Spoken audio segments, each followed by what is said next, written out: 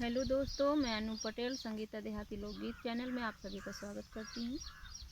एक सोहर गीत सुनाने जा रहे हैं। जब राजा दशरथ और रानी कौशल्या जी का विवाह हुआ था, जब उनको पुत्र नहीं हुआ तो उन्होंने क्या राजा दशरथ को सलाह उन्होंने दिया, कौशल्या माता ने। इस गाने के माध्यम से सुनाने जा रहे हैं। आप लोग पूरा गाना वॉच टाइम करके सुनिएगा। मचिया ही बैठी कौशल्या पालंगे राजा दशरथ पालंगे राजा दशरथ हो। राजा कैना डरो दूसरा बिया हो, मोरी लहुरी बाहिने संगे लहुरी बाहिने संगे हो। राजा कैना डरो दूसरा बिया हो, मोरी लहुरी बाहिने संगे लहुरी बाहिने संगे हो। कई के बिया राजा लाए महले बैठावे महले बैठावे हो। राजा कई के बिया जो लाए महले बैठावे महले बैठावे हो।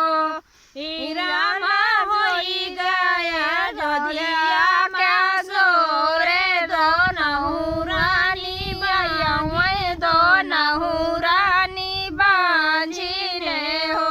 मचिया ही बैठे कौशल्या पालंगे राजा दशरथ पालंगे राजा दशरथ हो।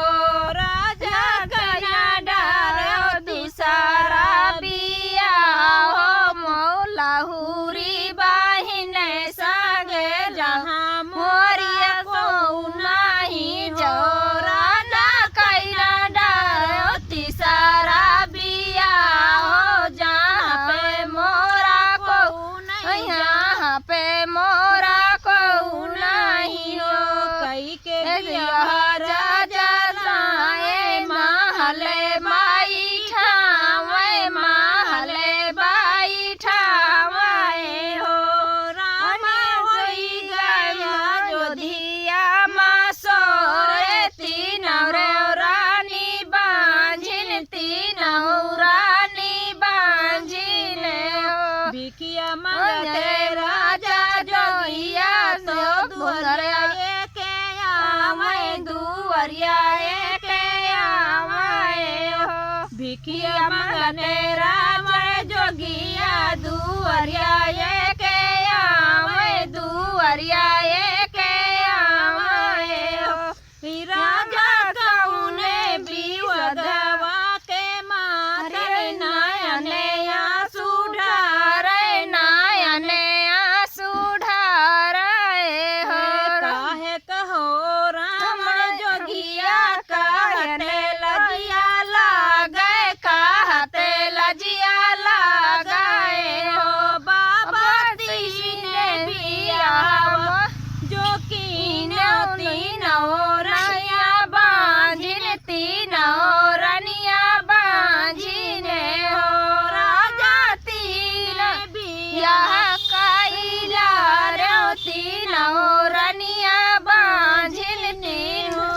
बाएं हाथे राजा मारे टिकावा दाहिने हाथे बूटी दाहिने हाथे बूटी हो। दाएं हाथे मारे राजा टिकावा दाहिने हाथे बूटी दाहिने हाथे बूटी हो। राजा रगड़ते रलिया फीसा कटोरावा उठावे कटोरावा उठावे हो। अरे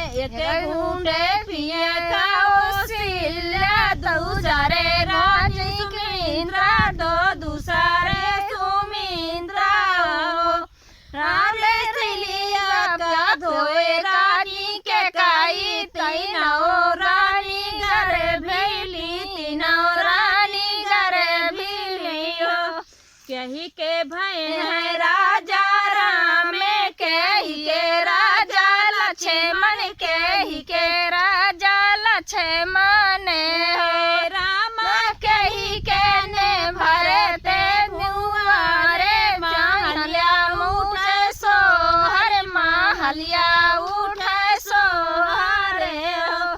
कौशल्या के भहे राजा राम सुमिंद्रा भैया लक्ष्मण सुमिंद्रा भैया लक्ष्मण